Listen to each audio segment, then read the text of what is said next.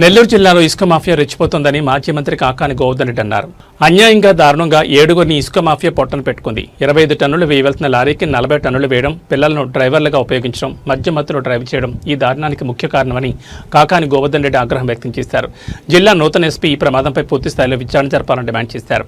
ఇసుక tipper wrong రూట్లో వచ్చి అమాయకులైన 7గురు ప్రాణాలు తీసిన ఘటనపై పూర్తిగా విచారించాలని, సీసీ కెమెరాలు క్షుణ్ణంగా పరిశీలించి అసలైన నిందితులను మాత్రమే శిక్షించాలని, అమాయకులను ఇరికించొద్దని కోరారు.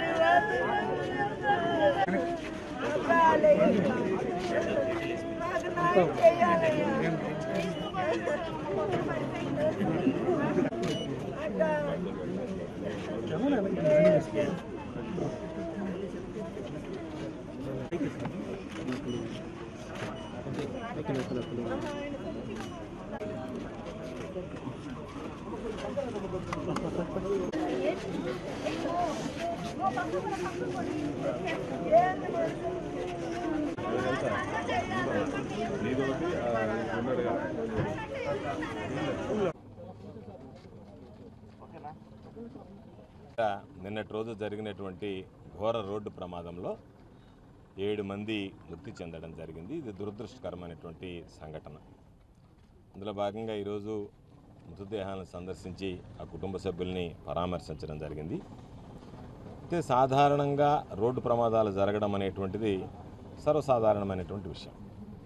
ఇది అందుకు భిన్నంగా ఇసుక అక్రమ లోడుతో అధిక లోడుతో వస్తూ రాంగ్ రూట్లో వచ్చి కారుని ఢీకొన్నటువంటి ప్రమాదంలో 4 మగవాళ్ళు, 3 మహిళలు, మొత్తం 7 మంది ప్రాణాలు కోల్పోవడం జరిగింది.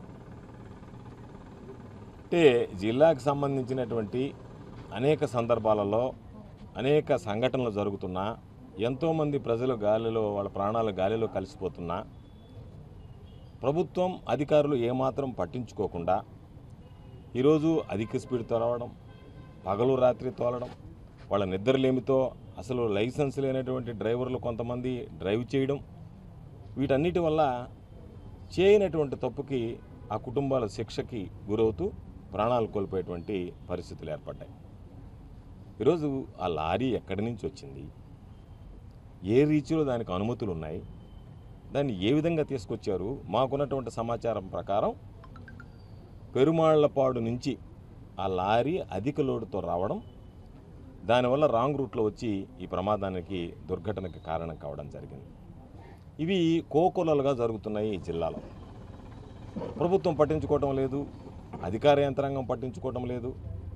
నిన్న ఈ మధ్యనే సోమశిల నుంచి నీళ్లు వదిలితే ఇరువురు రీచ్లో అక్రమంగా తరలిస్తున్నటువంటి ట్రాక్టర్లు మునిగిపోవడం జరిగింది. ఒక పక్క ప్రజల ప్రాణాలు కోల్పోతుంటే, ఎవరు ఎన్ని విధాలు మాట్లాడినా పర్వాలేదు, మాకు అక్రమ దోపిడీ ఇసుక ఆధారంగానే బ్రతుకుతామనేటువంటి ఆలోచన చేస్తుంటే, దానివల్ల ఈరోజు పాపం ఆ కుటుంబాల గోడు వర్ణనాతీతం, చెప్పుకోలేనటువంటి పరిస్థితి. కాబట్టి మేము ప్రభుత్వాన్ని 2 విషయాల మీద డిమాండ్ చేస్తున్నాం. ఒకటి, వెంటనే కొత్తగా ఎస్పీ గారు వచ్చారు.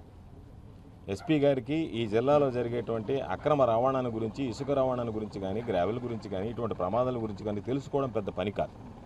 కాబట్టి ఎవరైతే వీటికి బాధ్యత వహిస్తున్నారో, ఎక్కడైతే ఇటువంటి అక్రమ మైనింగ్ జరుగుతుందో, ఎవరైతే ఇటువంటి అక్రమ ఇసుక వ్యాపారాలతో ప్రాణాలు తోడేస్తున్నారో, వెంటనే వాళ్ళ మీద చర్యలు తీసుకోవాల్సినటువంటి అవసరం ఉంది.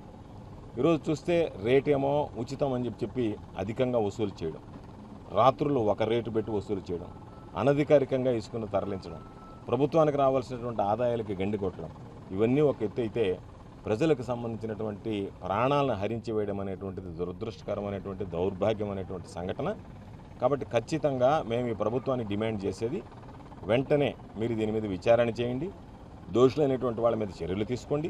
దానికి సంబంధించినటువంటి ఓనర్ ఎవరైతే రవీందర్ రెడ్డి ఉన్నారో తెలుగుదేశం పార్టీకి సంబంధించినటువంటి వ్యక్తి, అదేవిధంగా దానికి సంబంధించినటువంటి ట్రాన్స్పోర్టర్ బుజ్జయ్య నాయుడు ఎవరైతే ఉన్నారో తెలుగుదేశం పార్టీకి సంబంధించినటువంటి వ్యక్తి, మాకున్నటువంటి సమాచారం ప్రకారం కేవలం డ్రైవర్ని మాత్రమే మీరు అదుపులోకి తీసుకుని రిమైండ్ చేస్తున్నాం, మిగతా వాళ్ళు ఎవరి మీద చర్యలు తీసుకోవడం లేదని అనిపిస్తుంది. దయచేసి ఎస్పీ గారిని, కొత్తగా బాధ్యతలు చేపట్టినటువంటి ఎస్పీ గారిని రాగద్వేషాలకు అతీతంగా, పక్షపాత వైఖరి లేకుండా, పారదర్శకంగా పూర్తి స్థాయిలో విచారణ జరిపించి ఎవరైతే దీనికి బాధ్యులు ఉన్నారో వాళ్ళందరి మీద కఠినమైనటువంటి చర్యలు తీసుకోవాల్సిందిగా కోరుతున్నాం. ప్రభుత్వాన్ని, ఆ కుటుంబాన్ని ఆదుకోవడానికి, చిన్న బిడ్డలు పాపం కొన్ని సంఘటనలో అయితే తండ్రి కోల్పోయినటువంటి బిడ్డలు, తల్లి లేనటువంటి బిడ్డలు, తండ్రి తల్లి ఇద్దరిని కోల్పోయినటువంటి సంఘటన హృదయాలను కలిచివేసేటువంటి పరిస్థితి. కాబట్టి ఆ కుటుంబాలను ఆదుకోవడానికి వెంటనే 25 లక్షల చొప్పున ఒక్కొక్క వ్యక్తికి ఎక్స్గ్రేషియా ఇవ్వాలని చెప్పి వైఎస్ఆర్ కాంగ్రెస్ పార్టీ పక్షాన్ని డిమాండ్ చేస్తున్నాం. దానితో పాటు మరో 25 లక్షల రూపాయలు ఎవరైతే ఈ ప్రమాదానికి కారకులైనటువంటి వ్యక్తులు ఉన్నారో వాళ్ళ ద్వారా ఒక్కొక్కరికి మరో 25 లక్షల రూపాయలు, 50 లక్షల రూపాయలు ఒక్కొక్క కుటుంబానికి ఇచ్చి ఆ కుటుంబాలను ఆదుకోవాల్సిందిగా వైఎస్ఆర్ కాంగ్రెస్ పార్టీ పక్షాన్ని డిమాండ్ చేస్తున్నాం. అదేవిధంగా ఈరోజు ఎవరైతే పాపం ఈ దురదృష్టకరమైనటువంటి సంఘటనలో అసూలు బాశారో వాళ్ళకి హృదయపూర్వకమైనటువంటి శ్రద్ధాంజలి ఘటిస్తూ, నివాళులు అర్పిస్తూ, ఆ కుటుంబ సభ్యులకి వాళ్ళు లేని లోటు తట్టుకుని ముందుకు వెళ్ళేటువంటి ధైర్యాన్ని ఆ భగవంతుడు ప్రసాదించాలని చెప్పి ప్రార్థిస్తున్నాం. దీని మీద ఎస్పీ గారు పూర్తి స్థాయి విచారణ చేయడంలో కింద స్థాయి అధికారులు, పోలీసు అధికారులు ఏదైనా సరే దానిని పక్కకు మరల్చడానికి డ్రైవర్లను మార్చారని మీరు అంటున్నారు. దాని మీద పూర్తి స్థాయి విచారణ జరగడం పెద్ద పని కాదు. సీసీ కెమెరాలు ఉన్నాయి. సీసీ కెమెరాల ద్వారా ఎక్కడి నుంచి ఈ వెహికల్ వచ్చిందనేటువంటి దానికి వాళ్ళు వచ్చినటువంటి దాంట్లో లీగల్ క్వారింగ్ ఉందా, ఇల్లీగల్గా వచ్చారా, స్టాక్ యార్డ్ నుంచి వచ్చారా, ఎక్కడి నుంచి వచ్చారా కనిపెట్టడం పెద్ద పని కాదు. ఎవరు తోలుకుంటూ వచ్చారనేది చూడడం కూడా పెద్ద పని కాదు. కాబట్టి ముందు ఆ రోడ్లో ఉన్నటువంటి సీసీ ఫుటేజ్ని ఎస్పీ గారు ఇమీడియట్గా సీజ్ చేయకపోతే వాటిని ధ్వంసం చేసేటువంటి పరిస్థితులు ఉంటాయి. కాబట్టి ముందు ఇమీడియట్గా సీసీ ఫుటేజ్ని మీరు ప్రిజర్వ్ చేసుకోండి.